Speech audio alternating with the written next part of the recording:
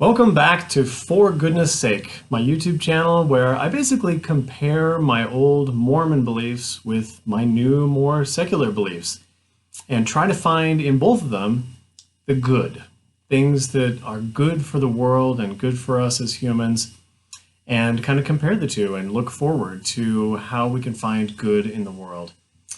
Today's topic is reassurance. First, I'm going to start out by reading a couple of scriptures to you that I used to find really reassuring as a Mormon, as a believer. The first one is from the New Testament, Romans chapter 8, verse 28. And we know that all things work together for good to them that love God, to them who are called according to his purpose. I used to find great comfort in this kind of thing because basically what it said to me was, hey, God is out there looking out for you. He's got this all under control. All of these things, they might seem crazy, they might seem chaotic, but they're going to work together for your good. Why?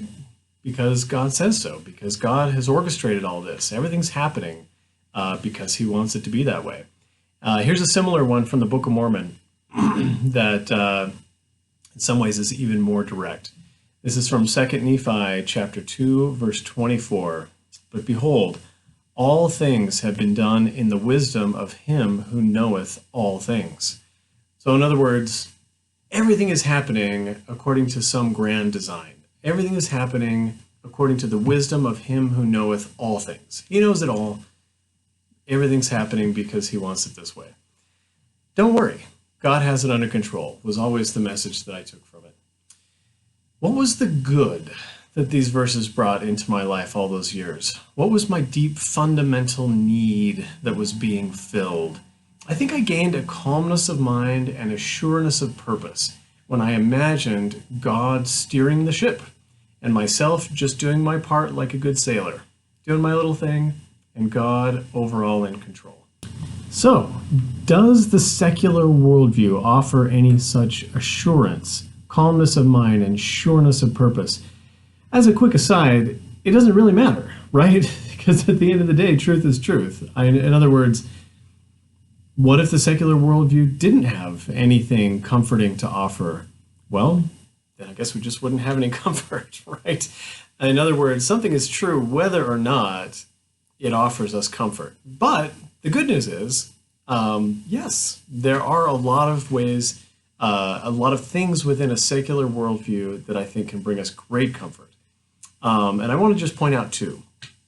I read a book called Enlightenment Now by Steven Pinker, fantastic book. And he basically makes the overall case that human progress is amazing and phenomenal, and we should feel really great about the things that we've accomplished as humans. And a lot of it is because of these enlightenment purposes, enlightenment principles that have guided us. So let me read just a short excerpt from, this is just from the introduction to Enlightenment Now. More than ever, the ideals of reason, science, humanism, and progress need a wholehearted defense. We take its gifts for granted. Newborns who will live more than 8 decades, markets overflowing with food, clean water that appears with a flick of a finger, and waste that disappears with another. Pills that erase a painful infection, sons who are not sent off to war, daughters who can walk the streets in safety, critics of the powerful who are not jailed or shot, the world's knowledge and culture available in a shirt pocket, referring to phones and whatnot.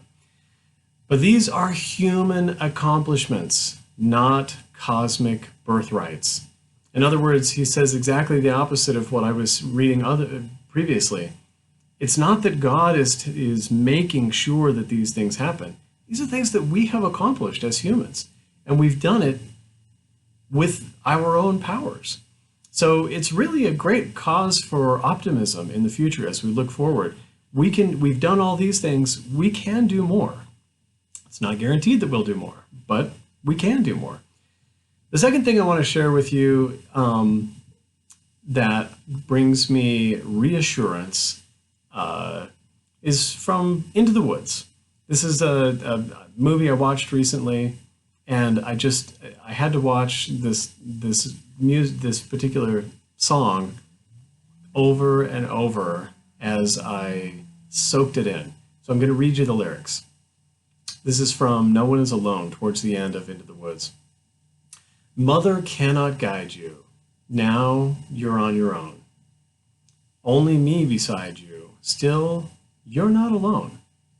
No one is alone. Truly, no one is alone. Sometimes people leave you halfway through the wood. Others may deceive you. You decide what's good.